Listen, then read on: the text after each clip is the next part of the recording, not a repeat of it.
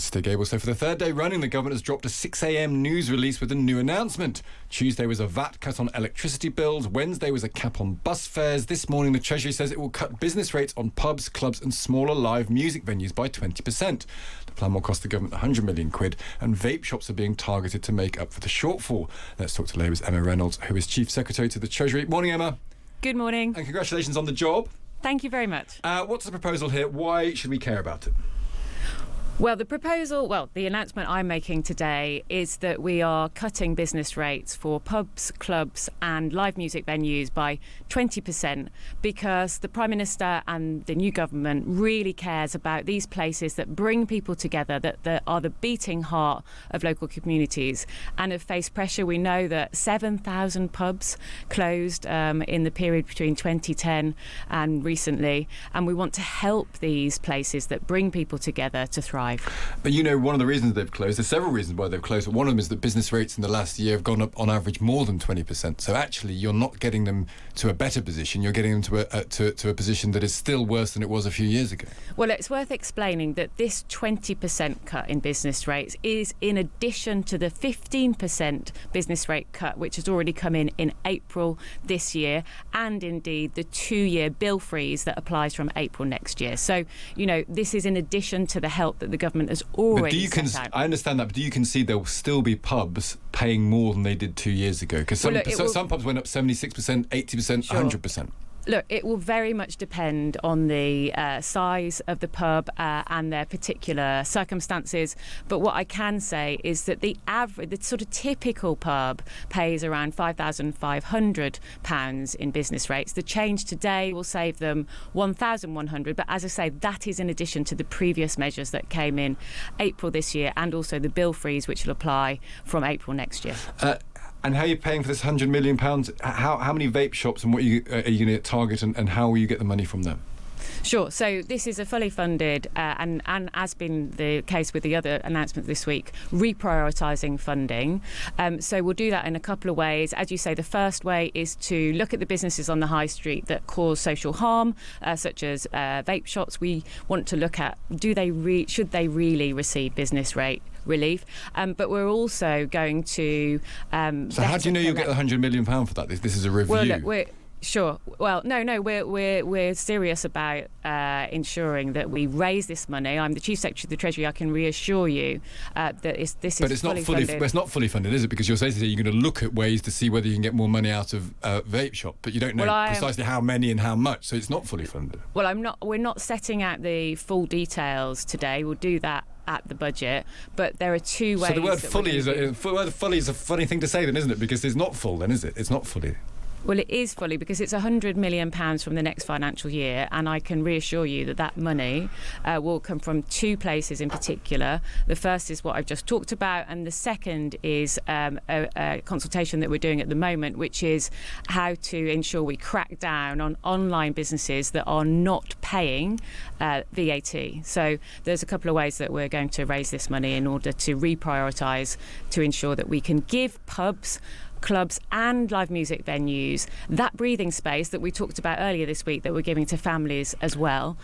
So this is a statement of the Prime Minister's priorities. He wants to restore hope and indeed good growth in every postcode, and so that's what this new government is about. If you were serious about helping businesses like pubs, you would remove the increase you put on national insurance on employers, wouldn't you? That's the thing. We have businesses getting in touch with us all of the time and saying the thing that's really damaged our ability to do business is the cost of employing people, and the cost of employing people is raised because of the Labour government. If you were serious about this breathing space, you would take away that increase in tax you put on businesses 2 years ago. Well, I understand the point you're making, but obviously any major changes to taxation or national insurance would be made at a budget, not at this time. You did say in your manifesto you'd abolish business rates. And reform the whole system. So, well, we are reforming the system. Are you going to abolish business rates? Well, I think, look, we'll have to look at that in the round. I think we've got to make sure that we meet our fiscal rules. That's what the Chancellor said when he first took up office, that, fiscal discipline is the bedrock of both economic security and national security. But you said you were going to get rid of business rates. The point I'm making is you said you were going to get rid of business rates, and now what you're doing is giving a little bit, showing a bit of ankle to try and get a headline. Congratulations, you've done that for 100 million quid. Thank you. But what you haven't done is fundamentally change the system. You've not actually made life easier for pubs as a whole. You've not fixed the business rate system. You've not fixed the NI problem. This is just a little bit when actually the damage is great and the remedy is small. That's the problem you've got this morning. I understand the point you're making, but we're day 4 of this new government, and today is about ensuring that we're... But the manifesto was 2 years ago. The manifesto was 2 years ago, said we're going to get rid of business rates, and now you're doing a little reform to it to get 100 million into the system. You must see there's a problem there. We'll look at further reforms to business rates in the round, in the lead up to the budget. But obviously, any major announcements on tax need to be made at that budget in the round, and we'll be setting out further plans. Can the Treasury confirm that 3% of GDP on defence spending will be met by 2030? That's a really significant thing that people are concerned about. Sure, I understand that. Look, and I think, the Prime Minister has appointed John Healey because he's got experience, obviously, in the Treasury, but also he was the Defence Secretary in the last government. That signals... He resigned, indeed, from the last government. Indeed. That is a signal of intent from Andy Burnham, shows how much our new Prime Minister cares about national security. We've already announced, obviously, in the Defence Investment Plan, an extra £15 billion, which takes us up to £300 billion over this Parliament, which makes us the third biggest contributor to NATO in cash terms. We will set out further plans, but look, this is day 4, as I said. But can you confirm? But the 3% of GDP was the thing that's been agreed with NATO members. It needs to happen by 2030. I think all I'm looking for is a confirmation that you will get to 3% of GDP by 2030.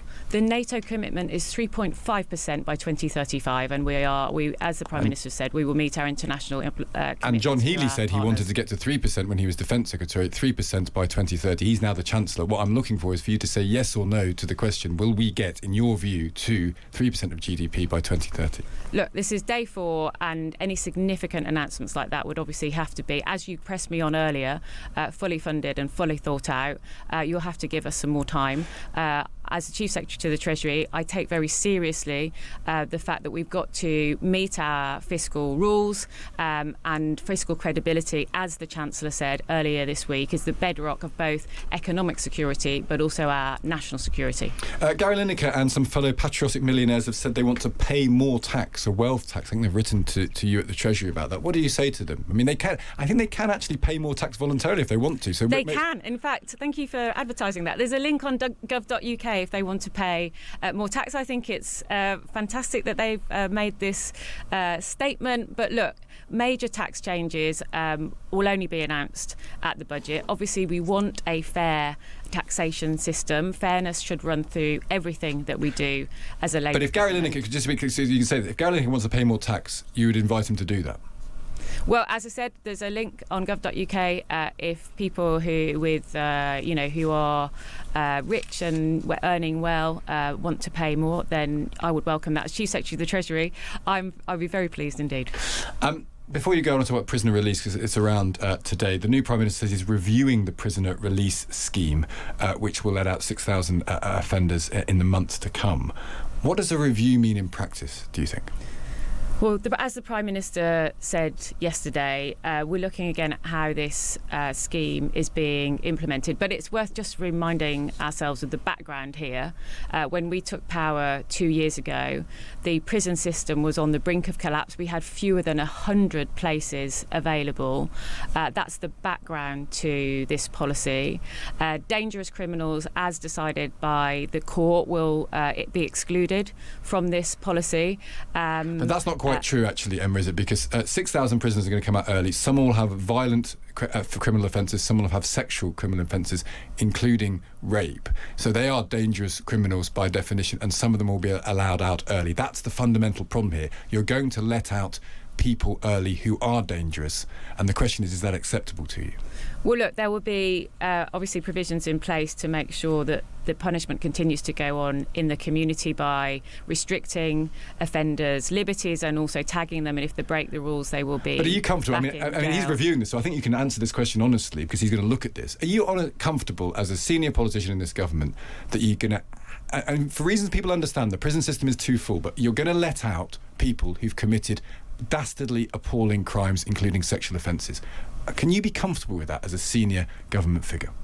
Well, look, obviously we'd prefer not to be in this position, but given in the last 14 years of the Conservative government, only 500 prison places were built, and we're building prison places at 40 times faster than but the not last quick enough, government. as demonstrated by this? Well, obviously we've only been in for 2 years. You can't fix this problem overnight. We urgently... Well, Shabana Mahmood was the Justice Secretary when we came into power. This was her number one priority. We have made some progress. 3,200 prison places have been built. But, you know, we had a prison system that was on the brink of collapse. So that is the background to this policy. I know it's extremely difficult, but as I said, punishment will continue in the community by restricting people's liberty and ensuring we're boosting the number of tags as well. Okay. And if offenders break the rules, they'll be back in prison. Emma Reynolds, good to speak to you. Thank you for taking the time. Thank you. That is Emma Reynolds there, the new Chief Secretary to the Treasury.